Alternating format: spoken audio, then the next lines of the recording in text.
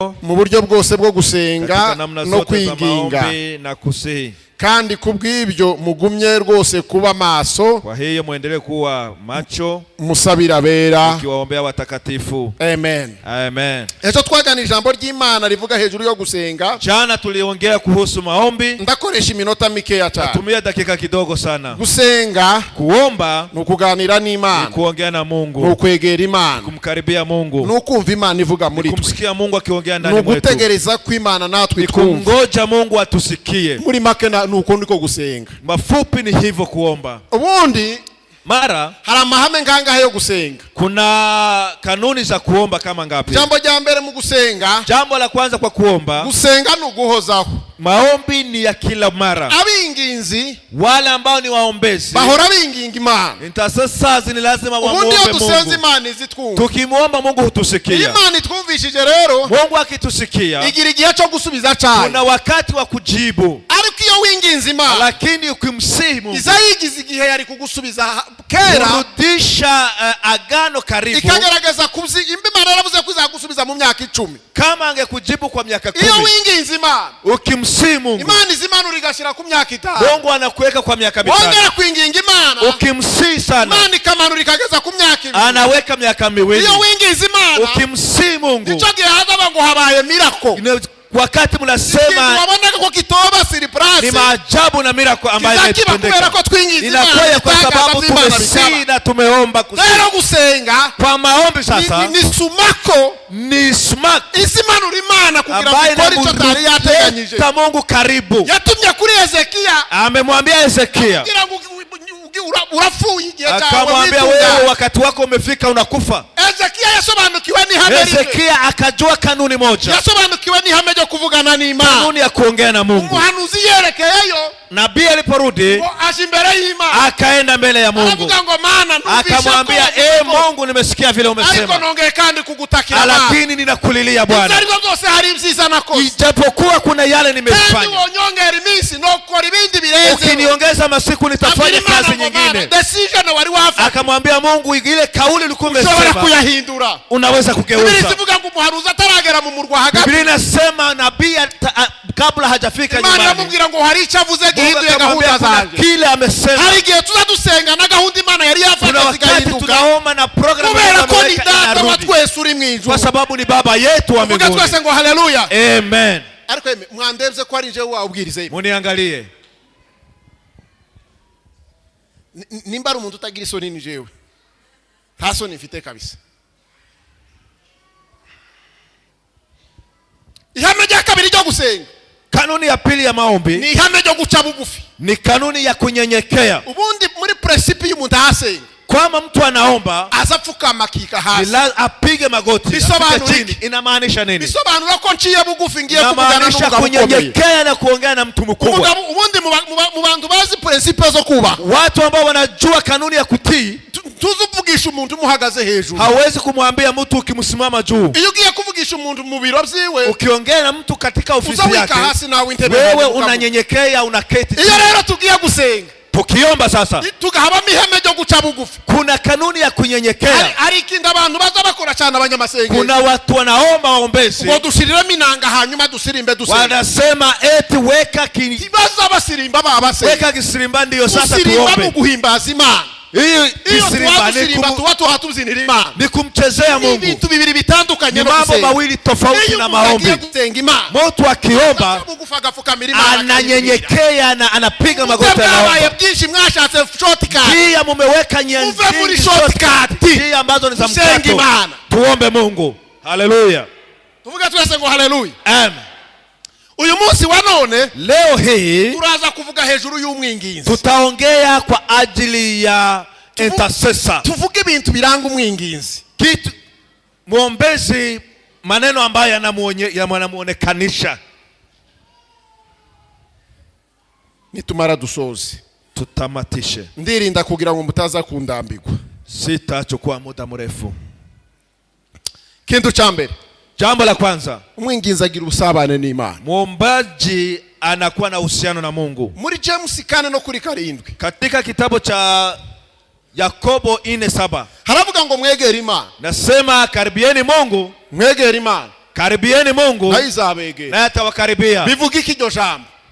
Nasema nini neno hilo? Kuko iyo umuntu aba arimo asenga, kusema ukiomba uba ufite relationship ya bugufi, una uhusiano wa karibu n'Imana na Mungu. Nico cyagiye umuntu azavuga ibintu bigakoreka, sema inatendeka. Buriya bamuvuga ngo nakagira impano y'Imana ngo yasenge umuntu ayitaka. Sema mtu ako na karama fulani akiomba mtu Mungu anapona. Umva aho bizabiva.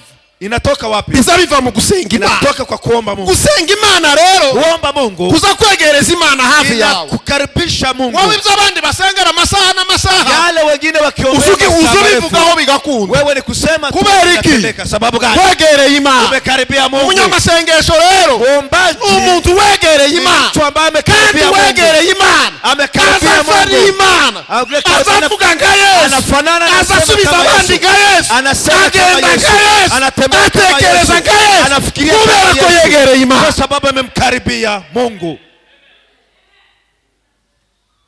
Tuvuga twese ngo haleluya. Amen. Twongere tuvuge ngo haleluya. Semeni haleluya. Iyo usenga rero, ukiomba, mureke mbabwire abantu iyo begeranye neza. Wacha nikuambie watu wakikaribiana, abana za ruga iyo bavuze ruga baza bavuga za ruga zisa. Hata wakinena kwa ndimi inakaribiana. Abandi barimo basenga baza basenga bisa. Wakiomba wanaomba mambo yanafanana. Babwiriza ibintu bigiye gusa. Wakihubiri wanaohubiri kwa sababu wamekaribiana. Iyo rero wegereye Imana, ukikaribia Mungu, ukigenda abantu bakakubona mu bumana. Wewe ukitembea watu wanaona Mungu, abantu bakakubona mu Imana. Watu wanaona Mungu. Muri musirimbani imbere abantu bakakubona mu Imana. Watu wanaona Mungu. Imana iziboneka muri wewe. Imbuzu yegera. Kwa sababu umuntu azasa n'izo yegereye. Mtu anafanana na yale amekaribia. Amen. Abanyeshari basa n'abanyeshari. Watu ambao iyo wegereye umuntu kwasa, chuki wanakuwa kama wenye chuki. Ukimkaribia ubuzima bwanyu bwegera Imana. Ongere yegera Imana. Yamukaribia Mungu. Muzasa na Yesu. Mutafanana na Yesu. Isakabiri. Jambo la pili. Mudusomere muri Petero wa mbere. Some katika Petro wa kwanza 4:8. 4 mstari wa 8.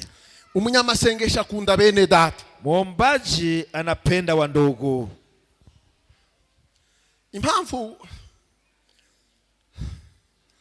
ubu nyine mu banyamasengesho habayemo amacakubiri n'amagambo. Sababu gani katika waombezi kuna kuwa maneno mengi? Nuko batagisenga. Na vikundi ni kwa sababu hawaombi. Ntibagira umwanya wo gusenga. Hawana muda ya kuomba. Bagiye mu makuru ya za Manchester na za Arsenal. Wameenda katika habari za mpira. Bagiye mu makuru na yandi na yandi. Wameenda katika habari tu. Simvuze ko kuzivuga ari ukugwa. Si vibaya kuziongea. Kuko naje ndazikunda cyane. Na mimi ninaongea hizo Manchester. Aya, ndavuga Manchester. Izindi zibindi. Umusaza kinyamahanga atagira usigaye fana Manchester. Sinza fana Manchester. Ikindi kintu cha kabiri kiza kiranga umwinginzi. Jambo la pili linaonyekanisha mtu wa maombi. Akunda bene data. Anapenda wa ndugu. Petero wa mbere havuga gute? Petro wa kwanza inasema 4:8. 4 mstari wa 8. Ngaho kusomere muvandi 4:8. Soma ndugu, soma. Ngaho soma da. Ikiruta byose mukundana urukundo rwinshi. Naho wa hapo urukundo rutwikirike. Upendo hufunika dhambi zote. Mureke babwire kano kantu. Sikia jambo hili. Buri ibyaha zose bizabikomera nuko biba byakozwe n'udakunda. Sababu dhambi zinakuwa nzito ni vile zimetendwa na yule ambaye haumupendi. N'abagore babarozi cyane bazababangamira abantu ni ba nyina w'abandi. Hata wake wakiwa wachawi ukiwaona ni mama yake na wengine, si mama yako. Ariko banyoko muzamugira ngo ubwabo ntawo bwo kwica. Lakini akiwa mama yako hawezi kufikiria yako mchawi. Muzi mpamvu bizabigenda gutya. Unajua sababu gani? Habuze imbaraga z'urukundo. Imekosa nguvu ya upendo. Uzumva kugwa uburozi bwanyogosenge ninkaho umuntu wamweretswe neza atamubonye neza. Ni kama shangazi yako ule mwenye amesema ni mchawi, amesema uongo. Nyirasenge wa Jean Paul ni igitangazi iyo arebye abantu bazabahwera. Kaanza kusema shangazi ya Jean Paul yeye ni mchawi. Ariko iyo lakini wako yule wa karibu yako wanasema wamemtusi. Hiyo ni mfano tu ninatoa. Hata mama yake na munyakazi naye na yeye wamemtusi. Sikizeni niwaambie, sema kupenda wa ndugu si kupenda n'ugukunda bene data mu bana, wa ndugu ambao mnaishi nao. Mbabwire ikintu kimwe, sikizeni jambo hili, amasengesho meza, maombi mazuri aba mu rukundo ni yale yana upendo. Iyo gusenza tugomba gusengera mu rukundo, tukiomba tunaomba na upendo, tugasengera abandi, tunaombeana. Uzumva abantu bavuga ngo abantu n'abanyantege ngo bazabirirwa basengesha watu oya, izo nazo ni intege. Hiyo ni kubakisha. Ijambo ry'Imana ryavuze gute? Neno limesema ryavuze nguko musenga musabire n'abandi. Sema mukiomba muombe n'abandi. Mubasengere, kubasengera ni biblike. Muwaombee kwa sababu Biblia inasema hivyo. Rero abanyamasengesho, kwa hiyo waombezi bagomba kuba abantu buzuye urukundo. Ni lazima wawe wamejaa upendo. Mukunda abashumba babo, wapende viongozi wao, mukunda ababari imbere, kupenda wale wanaoongoza. Iyo umuntu yabyaye nabi, mtu akizaa vibaya, abana bazabangase, watoto huchukia baba. Ukabona abana bangase mu rugo, unaona watoto wamemchukia baba yake, bazabangita ngo n'urugo rwavumwe. Hiyo wanasema ni boma ambayo imelaaniwa, urimo ibivume, ni walaaniwa. Munzu mwadata rero, katika nyumba ya baba kitu gikomeye abantu bagomba gukora, ni lazima tuwe na upendo, gukunda abashumba, upendo ya kupenda viongozi, gukunda abakristo bagenzi banyu, upende washirika. Hiyo musenze, tukiomba sasa Imana izibumva, Mungu husikia.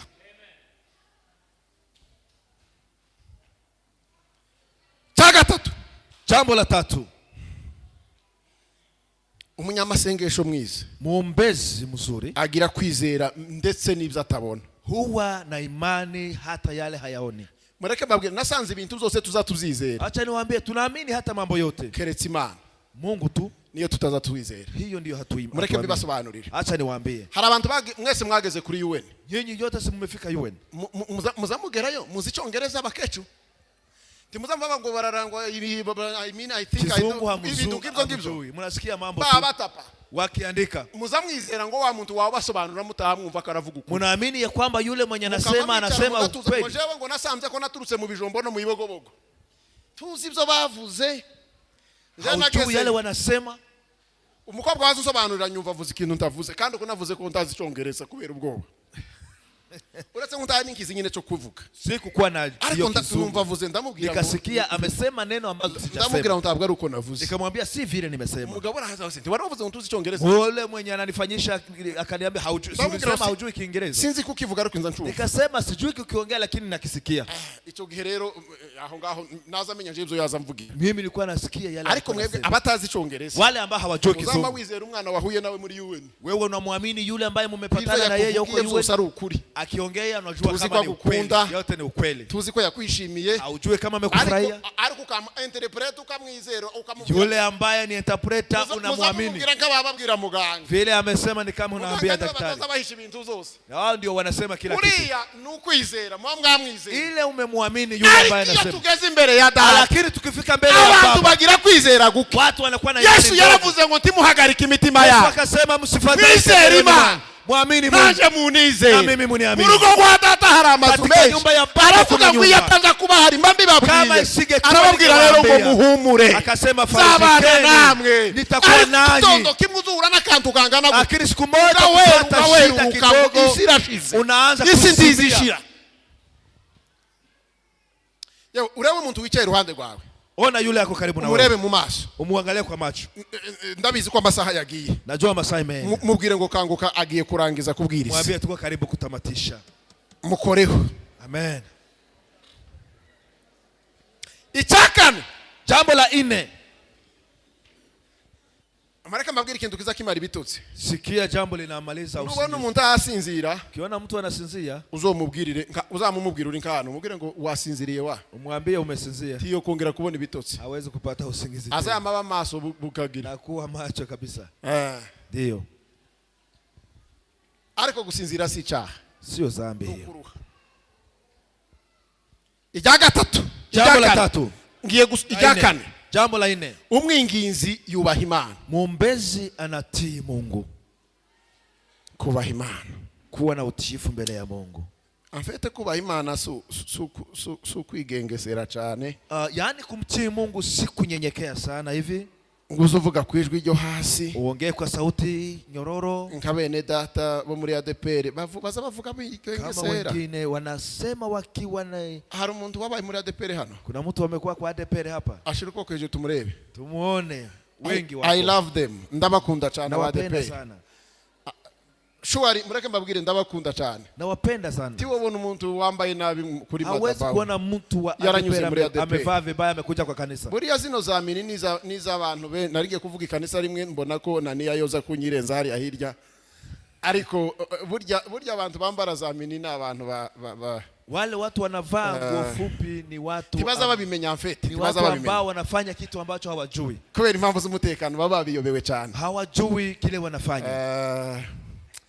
Ndimo ndavuga hejuru yo kubaha Imana. Nasema juu ya kumtii Mungu. Ubundi umunyamasengesho mwiza. Muombezi mzuri agira ikintu bita discipline. Anakuwa na discipline. Agira discipline no mu ikanisa. Anakuwa na discipline hata kanisani. Agira discipline no mu rugo iwawe. Hata nyumbani kwake. Inzirimo abanyamasengesho ntizisaba ngo uyerekwe. Nyumba ya waombezi si lazima uonyeshwe. Iyo ugeze mu rugo rurimo umugore wasenze, ukiwa umempata nyumbani mama ni muombezi, taza kubita abana kubera ko abashitsi baje. Hawezi kuchapa watoto kama wageni wako hapo. Mwari muzi ko ari mama baza bakubita abana kubera ko babonye abashitsi. Kuna wamama wengine wakiona wageni wanachapa watoto. Umujinya wo kwanga abashitsi akama kubita akiona kwa sababu amechukia wageni anachapa watoto. Umwana kandi kumubana nawe cyane waragitetesheje ntuzurugikoraho. Wewe mtoto wako mnakaa naye. Ariko kubera ko umushitsi yaje ubara amakosa umwana yagukoreye mwaka ushize uko yakubita. Lakini kwa sababu mgeni ameingia anaanza kuhesabu zile makosa ya watu batubaha Imana. Hiyo ni nyumba ya watu ambao hawamwamini Mungu. Yugeza handa abantu bubaha Imana. Lakini ukifika mahali wanamcha Mungu uzubibona. Unayaona na maso yavuga ngo nukura abantu bazabubaha Imana. Hata na macho yako yanakuambia. Biblia zivuga ngo ucakora kubaha Imana. Biblia inasema wala kufatikanyije no kugira umutima unyuzwe. Ukiwa na moyo ambao ngo bivyara inyungu nishi. Hiyo inatoa faida. Buriya tugira igihombo gikomeye kubera ko tutazatubaha Imana. Kuna hasara kubwa kwa sababu hari amasengesho tutazasubizwa kubera ko tutazatubaha Imana. Tutajibiwa kwa sababu yaranditse aravuga ngo amasengesho yanyu avanze n'ibyaha ndayarambiwe azampumurira nabi. Inasema maneno maombi yenu na dhambi. Tuzasabana n'Imana dusenga Imana itwumve nitwihana. Tukiwa tumetubu. Kubaha Imana n'ukwihana. Kumtii Mungu ni kutubu. Gusenga kwiza n'ukwihana. Kuomba vizuri tukeza tukaba imbere y'Imana twaretse ingeso watakatifu mbele ya Mungu. Ijambo ry'Imana rivuga iki hejuru yo kwihana? Biblia inasema nini juu ya kutubu? Ubwoko bwanje ni bwihana. Biblia inasema ugashaka mu maso haje. Tafuta macho yangu. Ngo naje ndumva nzi mwijuru. Mimi nitawasikia nikiwa mbinguni. Manuke mbakiriza igihugu. Na nitawaponyesha. Kwihana rero niko kubaha Imana. Kutubu ni kuheshimu Mungu. Kandi iyo twubasha Imana, Imana izayumva gusenga kwacu. Umwingizi mwiza rero muombezi mzuri aba mu buzima bwo kubaha Imana. Anakuwa katika maisha ya mushaka kubona Imana mwubaha Imana. Ukitaka kumuona Mungu umtii. Haleluya.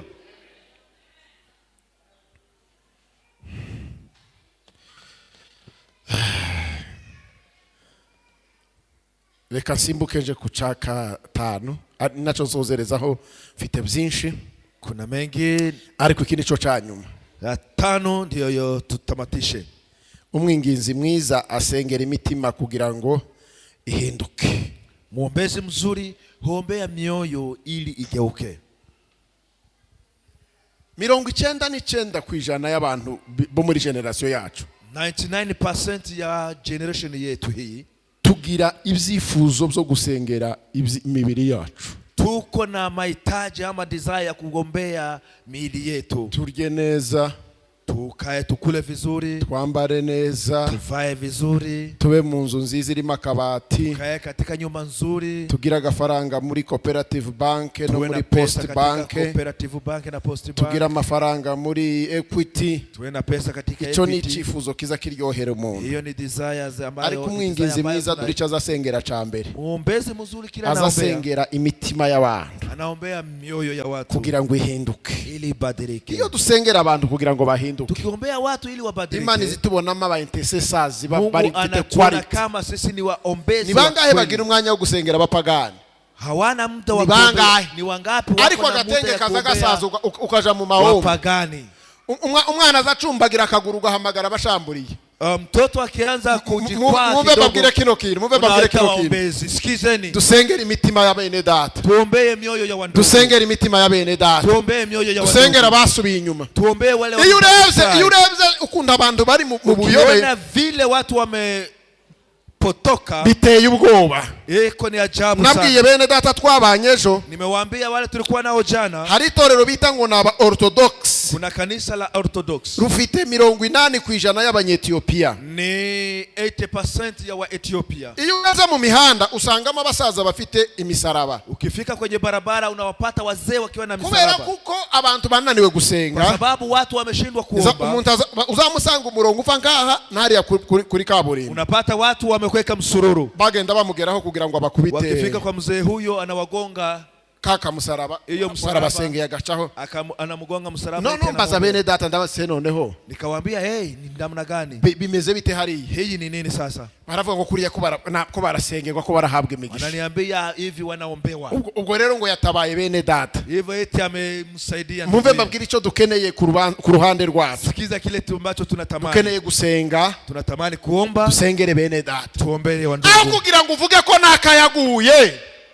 Mwirirwa mubateranga hanze aha. Unaanza kumsema abasengeye mukabwira Imana ko nakayaguye. Badala ya kumuongea. Mana we nakayavuye mu bwizerwa. Muombee useme ndugu. Shikiro yaraguye wa mana we. Ndugu amerudi. Yahoraga ku murimo w'Imana. Simama kati yarasengaga. Alikuwa akiomba. Yakoraga ibirimo mu ikanisa. Yaragabanutse Mana. Amepungukiwa. Ariko kuri none. Kwa leo. Uko muzamubigenza.